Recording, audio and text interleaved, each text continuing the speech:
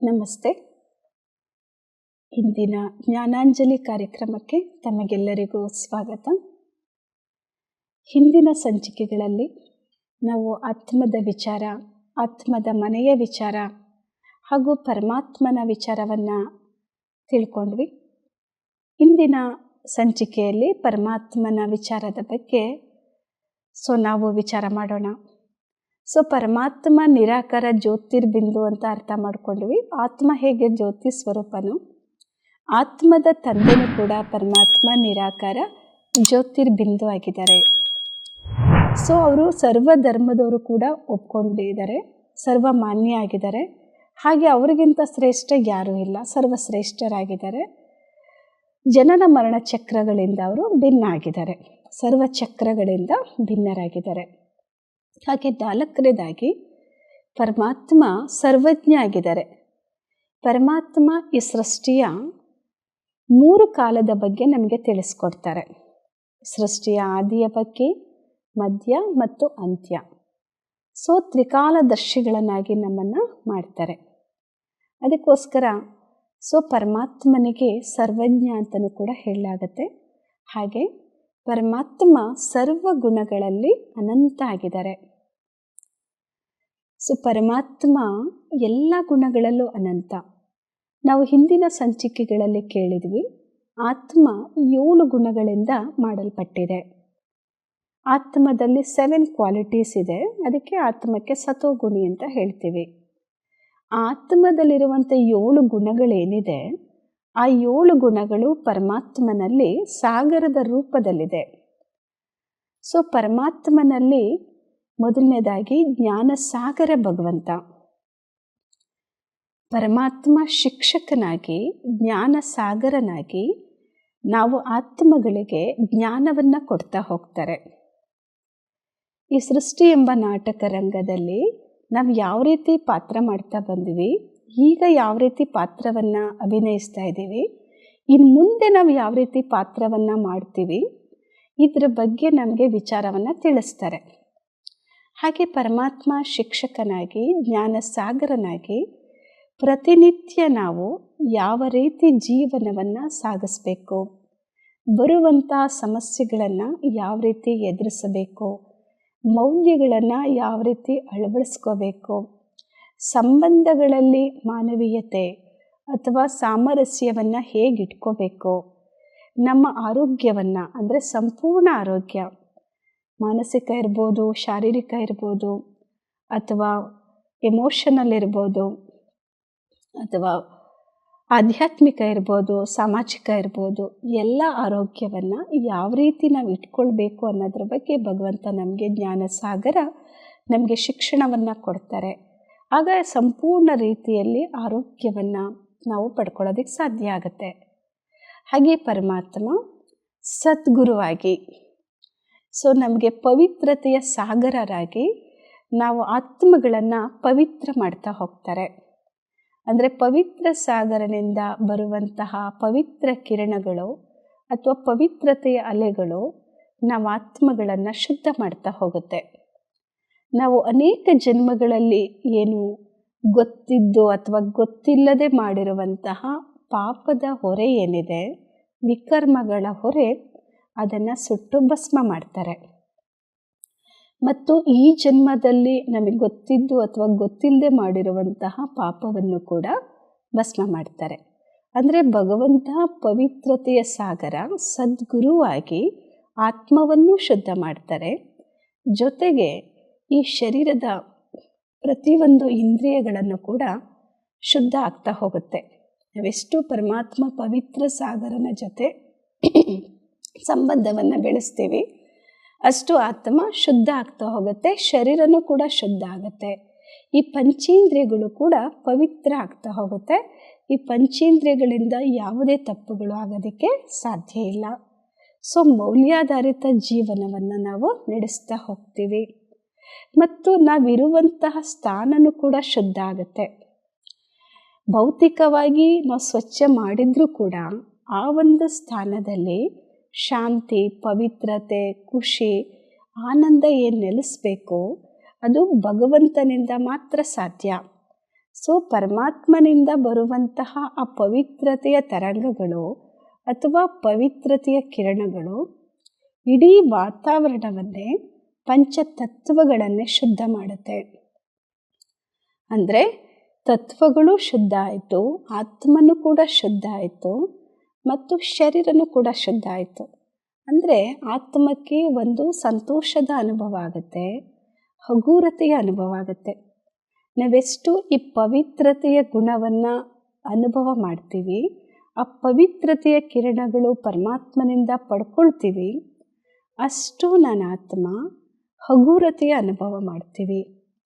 ನಮ್ಮ ಮನಸ್ಸು ಪೂರ್ಣವಾಗಿ ರಿಲ್ಯಾಕ್ಸ್ ಆಗುತ್ತೆ, ಪೂರ್ಣವಾಗಿ ಪೀಸ್ಫುಲ್ನೆಸ್ ಅನುಭವ ಮಾಡುತ್ತೆ, ಖುಷಿಯ ಅನುಭವ ಮಾಡುತ್ತೆ. ಶರೀರನೂ ಕೂಡ ಹಗೂರವಾಗಿರುತ್ತೆ, ಒಂಥರ ಲೈಟ್ನೆಸ್ ಅನುಭವ ಮಾಡ್ತೀವಿ.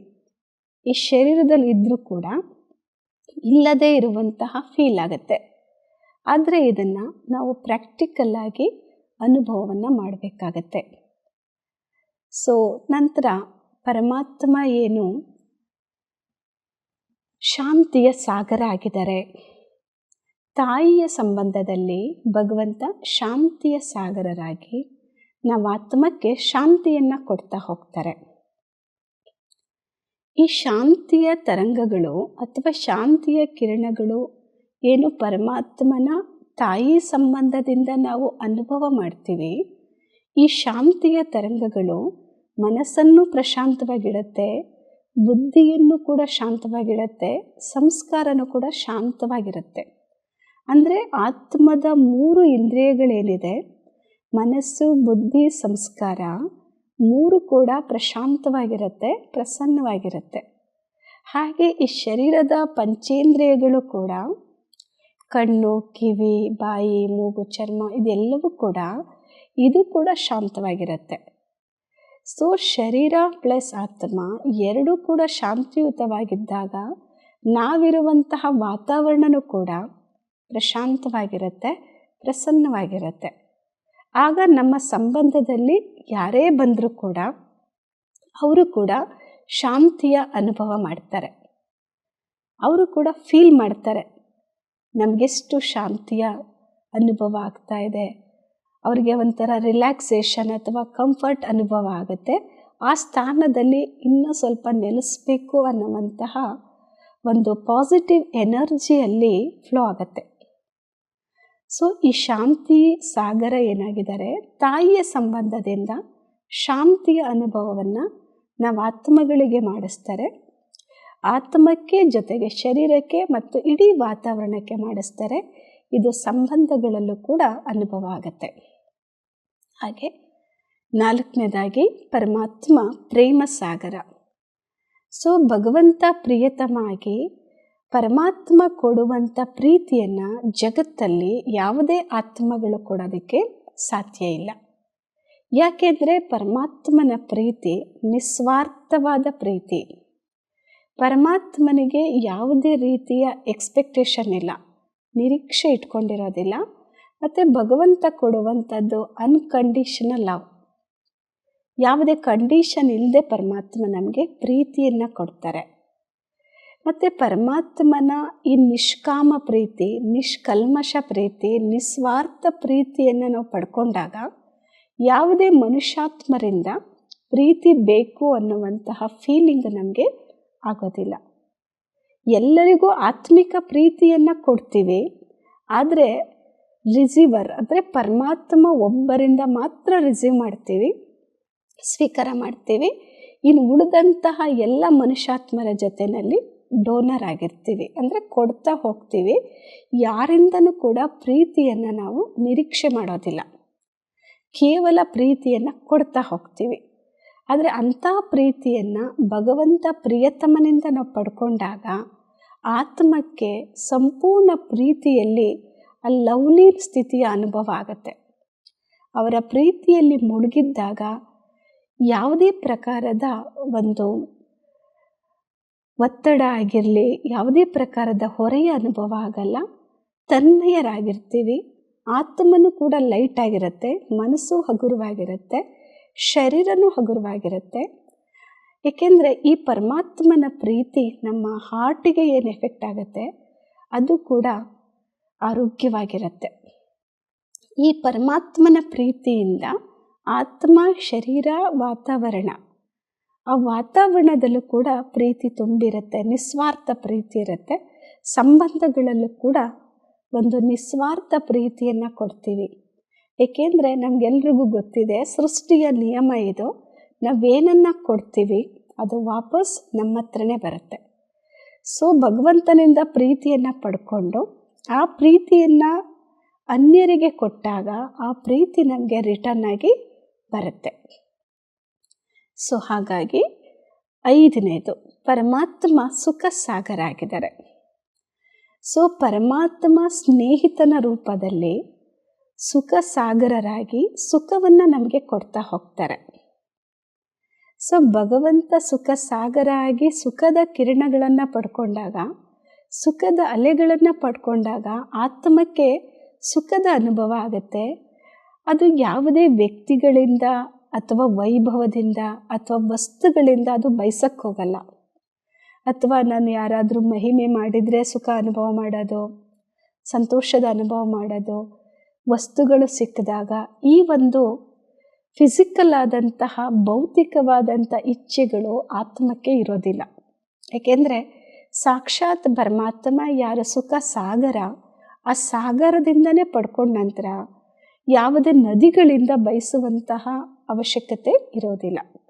ಹಾಗಾಗಿ ಅವರು ಸದಾಕಾಲ ಸುಖ ಸ್ವರೂಪದಲ್ಲಿರ್ತಾರೆ. ಎಲ್ಲ ಆತ್ಮಗಳಿಗೂ ಅವರು ಈ ಒಂದು ಪರಮಾತ್ಮನ ಈ ಸುಖವನ್ನು ಕೊಡ್ತಾ ಹೋಗ್ತಾರೆ. ಈ ಸುಖ ಅನ್ನುವಂಥ ಗುಣ ಈ ಶರೀರದಲ್ಲಿರುವಂತಹ ಯಾವುದು ಡೈಜೆಸ್ಟಿವ್ ಸಿಸ್ಟಮ್ಗೆ ಎಫೆಕ್ಟ್ ಆಗುತ್ತೆ. ಹಾಗಾಗಿ ಶರೀರನೂ ಕೂಡ ಆರೋಗ್ಯವಾಗಿರುತ್ತೆ. ಮತ್ತು ವಾತಾವರಣದಲ್ಲೂ ಕೂಡ ಸುಖದ ಫೀಲಿಂಗ್ ಇರುತ್ತೆ. ಆಗ ಸಂಬಂಧಗಳು ಕೂಡ ನಾನು ಸುಖವನ್ನು ಕೊಟ್ಟಾಗ ಅವರು ಕೂಡ ಸುಖವನ್ನೇ ಕೊಡ್ತಾರೆ. ಏಕೆಂದರೆ ನಾವು ದುಃಖ ಕೊಟ್ಟಾಗ ಆ ದುಃಖ ನಮಗೆ ವಾಪಸ್ ಬರುತ್ತೆ. ನಾವು ಸುಖವನ್ನೇ ಕೊಡ್ತಾ ಇದ್ದಾಗ ಸುಖ ಸಿಗ್ತಾ ಹೋಗುತ್ತೆ. ಸೊ ಪರಮಾತ್ಮ ಸುಖ ಸಾಗರನಿಂದ ಸುಖವನ್ನು ಪಡ್ಕೊಂಡು ಸ್ನೇಹಿತನ ಸಂಬಂಧದಿಂದ ಆ ಸುಖದ ಫೀಲಿಂಗ್ ಮಾಡ್ತೀವಿ. ನೆಕ್ಸ್ಟು 6ನೆಯ ಗುಣ ಆಗಿದೆ, ಪರಮಾತ್ಮ ಆನಂದ ಸಾಗರ ಆಗಿದ್ದಾರೆ. ಸೊ ಪರಮಾತ್ಮ ಮಗುವಿನ ಸಂಬಂಧದಿಂದ ನಮಗೆ ಆನಂದವನ್ನು ಕೊಡ್ತಾ ಹೋಗ್ತಾರೆ. ಏಕೆಂದರೆ ಚಿಕ್ಕ ಮಕ್ಕಳನ್ನು ನೋಡಿದಾಗ ಎಂಥವ್ರಿಗೂ ಕೂಡ ಆನಂದ ಆಗತ್ತೆ. ಹಾಗೆ ಭಗವಂತನ ಮಗು ಅಂದರೆ ಭಗವಂತನನ್ನು ನಾನು ಮಗು ಅಂತ ತಿಳ್ಕೊಂಡು ಅವರ ಜೊತೆ ಸಂಬಂಧವನ್ನು ಜೋಡಿಸಿದಾಗ ಆನಂದ ಸಾಗರನಿಂದ ಬರುವಂತಹ ಆನಂದದ ಅಲೆಗಳು ಅಥವಾ ಕಿರಣಗಳು ನನ್ನ ಆತ್ಮಕ್ಕೆ ಸಂಪೂರ್ಣ ಆನಂದವನ್ನು ಕೊಡುತ್ತೆ. ಇದರಿಂದ ನಮಗೆ ಅತೀಂದ್ರಿಯ ಸುಖದ ಅನುಭವ ಆಗುತ್ತೆ. ಅಂದರೆ ಈ ಪಂಚೇಂದ್ರಿಯಗಳಿಗೆ ಮೀಸಲ್ಪಟ್ಟಂತಹ ಸುಖ ಅಲ್ಲ, ಅದು ಆಂತರಿಕವಾಗಿ ಆಗುವಂಥ ಸುಖ. ಅದಕ್ಕೆ ಹೇಳ್ತಾರೆ ಅತೀಂದ್ರಿಯ ಸುಖ. ಅಷ್ಟು ಆತ್ಮಕ್ಕೆ ಒಂದು ಆನಂದದ ಅನುಭವ ಆಗುತ್ತೆ. ಈ ಆನಂದದ ಅನುಭವದಿಂದ ಈ ಶರೀರದ ಹಾರ್ಮೋನ್ಸ್ ಕೂಡ ಸರಿಯಾದ ರೀತಿಯಲ್ಲಿ ಕಾರ್ಯವನ್ನು ನಿರ್ವಹಿಸುತ್ತೆ. ಇದರಿಂದ ನನಗೆ ಸಂಪೂರ್ಣವಾದ ಆರೋಗ್ಯನೂ ಕೂಡ ನೆಲೆಸಿರುತ್ತೆ. ನಾನು ಯಾವುದೇ ವ್ಯಕ್ತಿ, ವಸ್ತು, ವೈಭವ ಇದು ಯಾವುದ್ರ ಕಡೆಯೂ ಕೂಡ ನಾನು ಆನಂದವನ್ನು ನಿರೀಕ್ಷಿಸುವಂತಹ ಅವಶ್ಯಕತೆ ಇರೋದಿಲ್ಲ. ವಾತಾವರಣವೂ ಕೂಡ ಆನಂದಪೂರ್ವಕವಾಗಿ ಇರುತ್ತೆ. ಬರುವಂತಹ ಯಾರೇ ಸಂಬಂಧ ಸಂಪರ್ಕದಲ್ಲಿ ಬಂದರೂ ಕೂಡ ಆ ಆತ್ಮಗಳಿಗೂ ಕೂಡ ಆನಂದದ ಫೀಲಿಂಗ್ ಆಗ್ತಾ ಹೋಗುತ್ತೆ. ಇನ್ನು ಮುಂದಿನ ವಿಚಾರಗಳನ್ನು ಪರಮಾತ್ಮನ ಗುಣಗಳು ಮತ್ತು ಯಾವ ರೀತಿ ಪ್ರಾಕ್ಟಿಕಲಾಗಿ ಅನುಭವ ಮಾಡಬೇಕು ಈ ವಿಚಾರಗಳನ್ನು ಮುಂದಿನ ಸಂಚಿಕೆಯಲ್ಲಿ ನಾವೆಲ್ಲರೂ ವಿಚಾರ ಮಾಡೋಣ. Thank you. ಆಪ್ಷನ್